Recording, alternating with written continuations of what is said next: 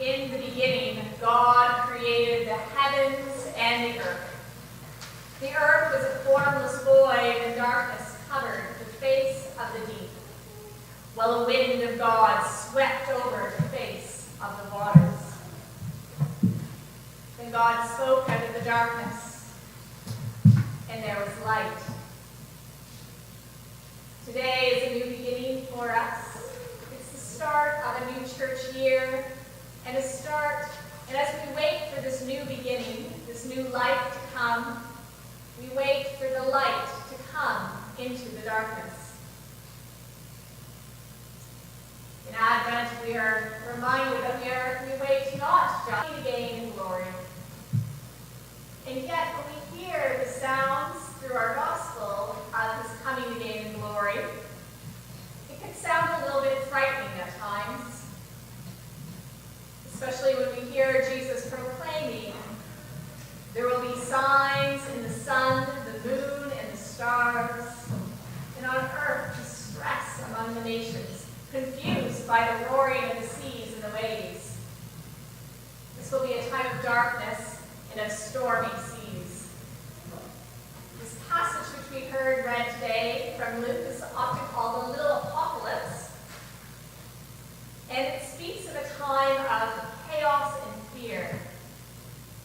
The term apocalypse has become synonymous with the end of the world, often through violent means. When we think of apocalypse, it's not too far of a stretch to think of nuclear war or the Third World War or dramatic climate change or all the rest of those horrific things that we think could bring the end of the world. And so there is much fear that when Jesus comes again, there will be this type of destruction. And not only that, but that there will be much judgment which will lead to wailing and gnashing of teeth.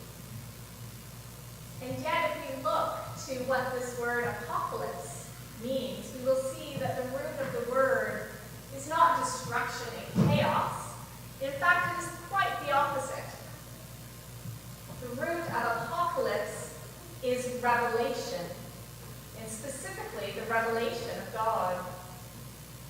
Diana Burgent reminds us that apocalyptic imagery is frequently employed in describing the entrance of God onto the world stage. And in Advent, that is exactly what we are waiting for God to come into the world. And when we reflect back on that creation story, the time when God first came into the world at the very beginning, chaos reigned. But it was God who came in and spoke into the darkness and brought order. Our fear is that when Christ will come again, he will bring destruction and chaos with him. We tend to hear these first words of Jesus, that people will faint from fear and foreboding of what is coming upon the world, for the powers of heaven will be shaken. And as we focus on those words and our hearts rate rises, and we tend not to hear the next line, the lines that Christ speaks out from the darkness and into the chaos. Then they will see the Son of Man coming in a cloud with power and great glory. At the time of great chaos, God will not let us be as we are. At the time of great chaos, Christ will come again. And he will do for us what we so desire when we are in times of trouble and great flux. He will calm the storms and bring order and stability again to our lives. He won't create the chaos. He'll redeem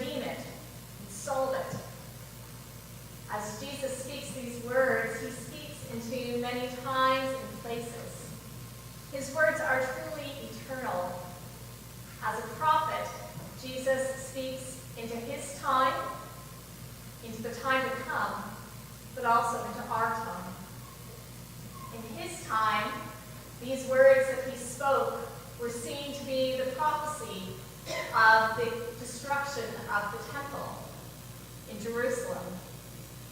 And in the time to come, we believe these words are prophecy for the second coming of Christ. But in the time right now, I hear his words speaking to each and every one of us in all the fear and foreboding that comes upon us from time to time, when chaos seems to reign and things are not going well and we want to give up hope. Jesus knows that none of us will escape this life without hardship and challenges and chaos from time to time. We will all have them, and he says this in verse 35, for it will come upon all who live on the face of the earth. And yet Jesus instructs us in this passage on what to do when we are faced with such dark times. How it is that we can calm the raging of the seas and bring order and stability back to our lives. We'll start first with what Jesus told us not to do. He said, don't become, when things seem to overwhelm you and the water is rising, don't become overwhelmed and weighed down with the worries of this life, of what may be. Don't be consumed with anxiety about what might happen. In another time and place, he reminded us that tomorrow will have enough anxieties of its own. And yet, on the other hand, he tells us don't go to the opposite extreme by completely ignoring everything that is going on around you, just feasting and drinking today, for tomorrow you're gone and it doesn't matter anyways. There has to be a middle ground, and that is what Jesus tells us to do. He says, when things are hard and you see these things take place, stand up and raise your heads, because your redemption is near. Or as the Message Bible paraphrases it, stand tall with your heads held high. Help is on the way. Happening as we stand in acknowledgement of what is happening, we are told to pray. Pray that we may have the strength to escape the suffering that these challenges bring to us and the hope to endure them.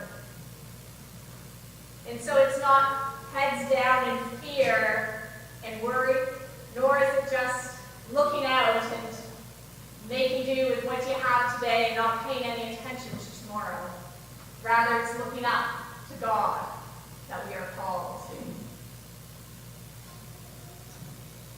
And it's so good to preach these words, but you all know that in times of hardship and suffering, it can be hard sometimes to hear the words that we are just to be patient and hold out hope and that things will get better.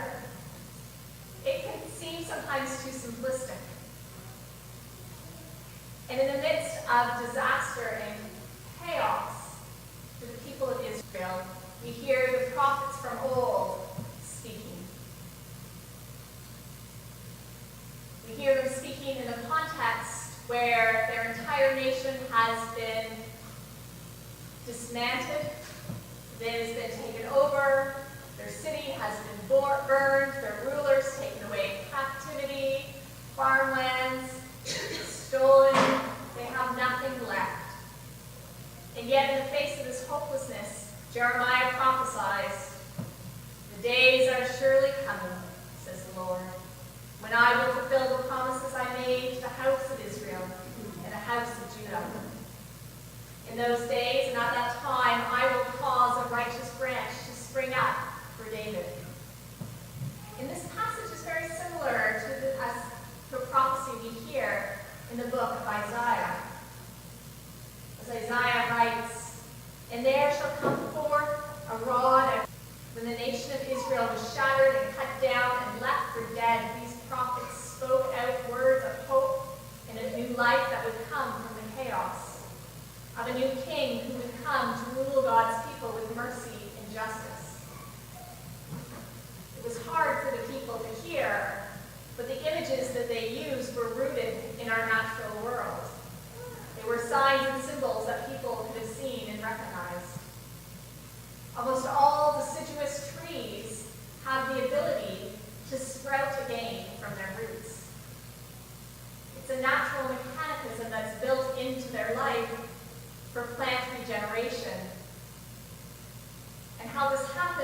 that energy from photosynthesis is stored in the plant's roots.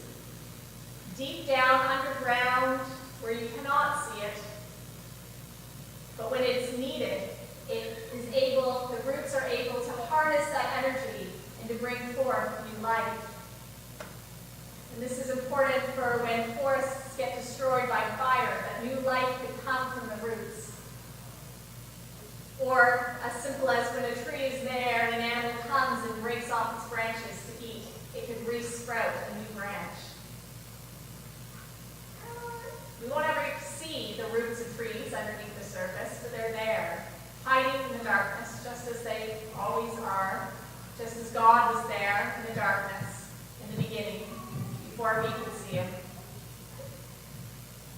And so we are told to be like these trees, to plant our feet firmly on the ground and put roots down, and we are to look up to the light of God. And we are encouraged to practice our faith, especially in the times that are good, because the more we do that, the more we will store for ourselves the faith we need to lift us up when we face those times of struggle and trouble and chaos and darkness. The prophecies of Christ and by Christ are our hope. Our hope that we will find light in the midst of chaos and darkness that threaten to overwhelm us. In the beginning, God spoke out of the darkness and there was light. And had anyone been living in this transition at this time, they probably would have gone blind. I don't know a single person who likes being in the dark, having their eyes having adjusted to there, and then having someone come and turn on the lights full blast.